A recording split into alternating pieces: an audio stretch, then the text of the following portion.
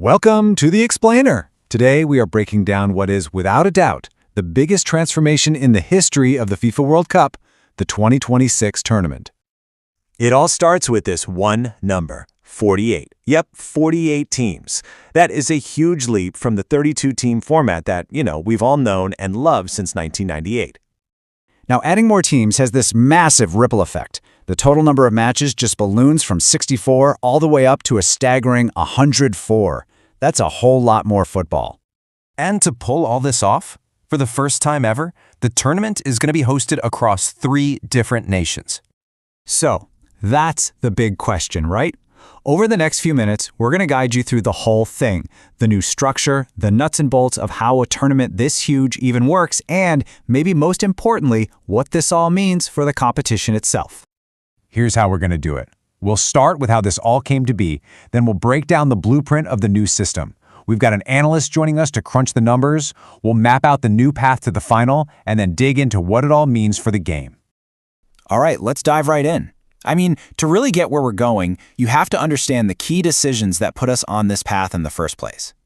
So this whole journey really kicked off back in 2017. But a really critical change happened just recently, in March 2023. FIFA actually switched up the format because the original plan with 3-team groups, well, it had a serious risk of collusion. So they pivoted to what we have now. Okay, so here's the multi-million-dollar question. How do you get from 48 different teams all the way down to just one champion? Let's get into the engine of this new tournament. Now, this is where things get really interesting. It's not just the top 2 teams from each group advancing anymore. They've introduced this idea of the 8 best third-place teams also going through. That's a huge safety net, and it completely changes the math for every team in that final group stage match.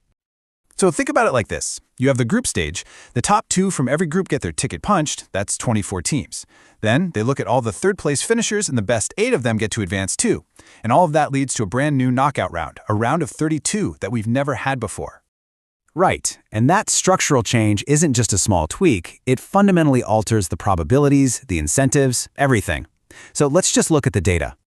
The most immediate impact you see in the numbers is on the chance of just getting out of your group. It jumps dramatically. It goes from basically a coin flip, a 50-50 shot, to about a 2 in 3 chance in this new system. That's a massive shift. But this higher probability of advancing brings up a really critical issue, one that tournament analysts are always worried about. It's something they call stakeless matches. And this is a huge risk to the integrity of the whole competition. Just picture it. A top team wins their first 2 games. They're already guaranteed to go through. So what do they do in their third game? Well, they might rest their star players, play it safe, and that can lead to a weird result that could unfairly knock another team out of the tournament. Okay, let's shift gears from the theory and look at what this journey will actually feel like. Let's trace the tournament's timeline and see how it builds across the entire continent of North America. Man, the road to glory is longer than it's ever been. To make it to the final, a team will have to play 8 matches, and the whole thing is spread out over 39 days. It all culminates on July 19th in New Jersey. And this chart just shows you exactly where all that football is happening. Canada and Mexico are absolutely crucial co-hosts, no doubt, but the United States is really the central hub, hosting the vast majority of games, and, this is key, every single match from the quarterfinals onward. And those numbers have massive, real-world consequences. You've got venues stretching from the cool air in Vancouver to the high altitude of Mexico City, all the way to the sweltering humidity of Miami. The operational scale is it's unlike anything we've ever seen before. And even with these regional groups to try and minimize travel, fatigue is going to be a very real factor. Exactly. And all those logistical challenges Zayu mentioned, they feed directly back into how teams perform on the field. This expansion doesn't just add more teams, it creates entirely new ways to win or lose. From my perspective, looking at the data, 2 things become absolutely critical.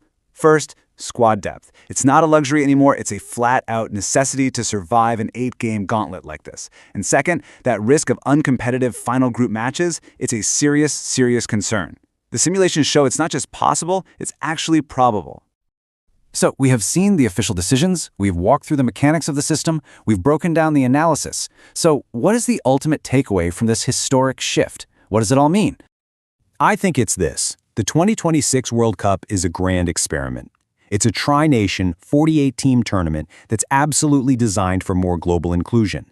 But that inclusivity comes with a price. And that price is significant new layers of complexity, both competitively and logistically. And that's the core tension, isn't it? It's whether the benefit of having more countries take part will outweigh the challenges of a longer, more draining tournament that has a much higher risk of those meaningless, uncompetitive matches.